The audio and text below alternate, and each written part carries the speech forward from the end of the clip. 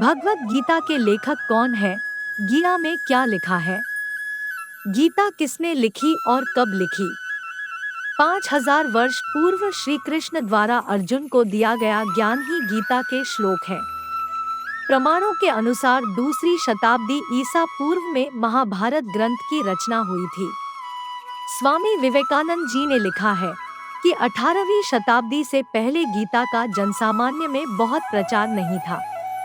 जब आदिगुरु श्री शंकराचार्य जी ने भगवद गीता के ऊपर व्याख्या शंकर भाष्य लिखा, उसके बाद से पुनः समाज में भगवद गीता के प्रति नई जागरूकता और प्रचार प्रसार हुआ। भगवद गीता किसने लिखी? रचयिता कौन है? भगवद गीता के लेखक महर्षि वेदव्यास हैं, जिनका पूरा नाम कृष्ण द्वैपायन वेदव्यास था। वेदव्यास जी ने महाभारत के श्लोक बोले थे, जिसे सुनकर भगवान श्री गणेश ने लिखा था। महाभारत के भीष्म पर्व नामक खंड में कौरव पांडव युद्ध का वर्णन है। भीष्म पर्व में लिखित कुरुक्षेत्र के मैदान में युद्ध से पहले कृष्ण अर्जुन संवाद के रूप में जो श्लोक बोले गए हैं, उन्हीं 700 श्लोक का संकलन श्रीमद्भगवद गीता कही जाती है। महाभारत युद्ध के लिए जब कुरुक्षेत्र के मैदान में कौरव पांडव की सेना आमने सामने खड़ी हुई तो अर्जुन कौरवों के दल में अपने गुरु, बंधु, मित्र, परिचित और संबंधियों आदि को देखकर मोहग्रस्त और भ्रमित होकर किंकर्तव्य विमूढ़ बिविल्डर्ड हो जाते हैं।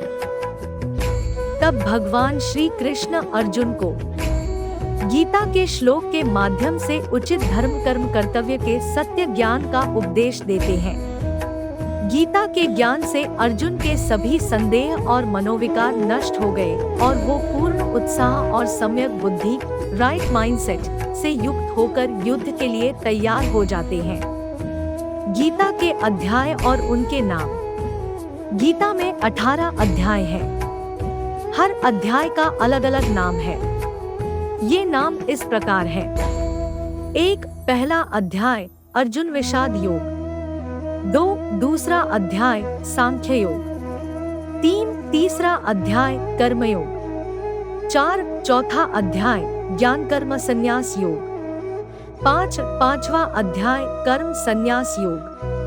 6. छठवां अध्याय आत्म संयम योग। 7. सातवां अध्याय ज्ञान विज्ञान योग। 8. आठवां अध्याय अक्षर ब्रह्म योग। 9. नवां अध्याय राजगुह्य योग। 10. 10वां अध्याय विभूति योग। 11. 11वां अध्याय विश्वरूप दर्शन योग। 12. 12वां अध्याय भक्ति योग। 13. 13वां अध्याय क्षेत्र क्षेत्रज्ञ विभाग योग। 14. 14वां अध्याय गुणत्रय विभाग योग। 15. 15वां अध्याय पुरुषोत्तम योग। 16. 16वां अध्याय दैवासुर संपद विभाग योग। 17. 17वां अध्याय श्रद्धात्रय विभाग योग। 18. 18वां अध्याय मोक्ष संन्यास योग। भागवत गीता के रचयिता कौन है? गीता में क्या लिखा है? गीता नाम का अर्थ क्या है? मीनिंग ऑफ गीता इन हिंदी। गीता नाम गीत शब्द से बना है, जो कि एक तरह की पद्य रचना है। विद्वानों के अनुसार गीता नाम का अर्थ दैवीय गान, स्वर्गीय गीत या ईश्वर के वचन माना गया है। गीता के अन्य नाम ईश्वर गीता, अनंत गीता, हरि गीता, व्यास गीता है। श्रीमद्भगवत शब्द की व्याख्या जाने। मीनिंग ऑफ श्रीमद्भगवत इन हिंदी। गीता को सम्मान पूर्वक लिए जाने का नाम श्रीमद्भगवत गीता है। श्रीमद् शब्द किसी को उच्च श्रेणी का आदर देने के लिए भी नाम के पहले लगाया जाता है, जैसे कि कोई धार्मिक ग्रंथ, तीर्थ, गुरु या आचार्य के नाम के साथ लगाया जाता है। श्रीमद् शब्द का अर्थ है जो लक्ष्मी और ऐश्वर्य संपन्न है अथवा मंगलकारी और ज्ञान का सागर है। भागवत शब्द में पंचमहाभूतों का संकेत है। भागवत भग का अभिप्राय भूमि से, अका अग्नि से, गका गगन आकाश से, वका वायु से और तका तोय अर्थात जल से है। गीता में क्या लिखा है? वैसे तो गीता संस्कृत भाषा में लिखी है, और ये ग्रंथ हिंदू धर्म के अंतर्गत आता है, लेकिन उसके उपदेश में कोई भी धार्मिक धर्मांधता या दृष्टिकोण नहीं है। गीता में तो मुख्यतः मनुष्य जीवन के सभी महत्वपूर्ण प्रश्नों का उत्तर है। गीता दुनिया का एकमात्र ऐसा धर्मग्रंथ है जो कि मानव के स्तर की बातें, जीवन के मूलभूत प्रश्नों और कर्म के सिद्धांत के बारे में बड़े सुंदरता और सूक्ष्मता से बताता है। गीता में अर्जुन एक मनुष्य के रूप में अपनी शंकाएं, प्रश्न पूछते हैं और भगवान श्री कृष्ण उनके प्रश्नों का उत्तर देते हैं, वह संदेह निवारण करते हैं। अर्जुन जो प्रश्न करते हैं वे हर ऐसे व्यक्ति के मन में आते हैं जो कि कभी न कभी या अक्सर ही जीवन को समझने का प्रयास करता है। अर्जुन और कृष्ण के ये प्रश्नोत्तर कई विषयों जैसे कर्म, कर्मफल, धर्म, जन्म मृत्यु, सत्य असत्य, आत्मा परमात्मा, कर्तव्य, भय शोक, सही मनोवृत्ति, जीवन जीने का सही मार्ग आदि पर आधारित है। यह संसार कर्म प्रधान है, यानी हर जीवित प्राणी को कर्म करना ही होता है। कर्म को लेकर हर व्यक्ति के मन में हमेशा बहुत से प्रश्नों का जाल बना रहता है, जैसे कि हम कौन सा कर्म करें, कर्मफल क्या है, हमारे द्वारा किया गया हर कर्म जीवन को कैसे दिशा देता है, कर्म का महत्व क्या है आदि। कोई भी कर्म करने से पहले उसका विचार दिमाग में आता है।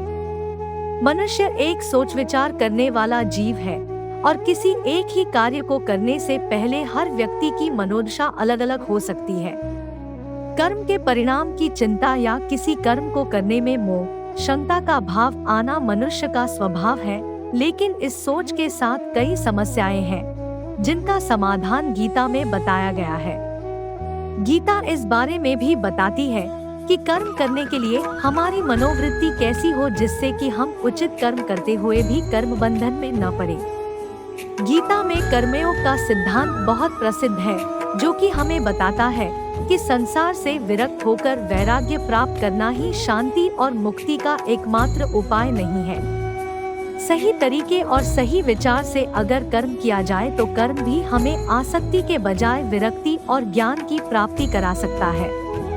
गीता कहती है कि सही सोच से उचित कर्म यानी निष्काम कर्म करके एक गृहस्थ संसार में कर्तव्यों को करते हुए भी एक विरक्त साधु के समान कर्म बंधन से मुक्त होकर सद्गति प्राप्त कर सकता है।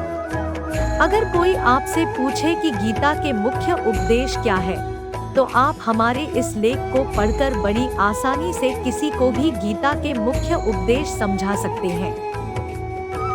गीता के 15 मुख्य उपदेश क्या है? गीता एक ऐसा ग्रंथ है जो कि मानव जाति के लिए हमेशा प्रासंगिक था और हमेशा रहेगा। आधुनिक काल में भगवत गीता का प्रचार दुनिया भर में हो रहा है और हर देश का समाज का व्यक्ति गीता ज्ञान के प्रकाश से जीवन को सुंदर, सफल बनाकर परम शांति पा सकता है।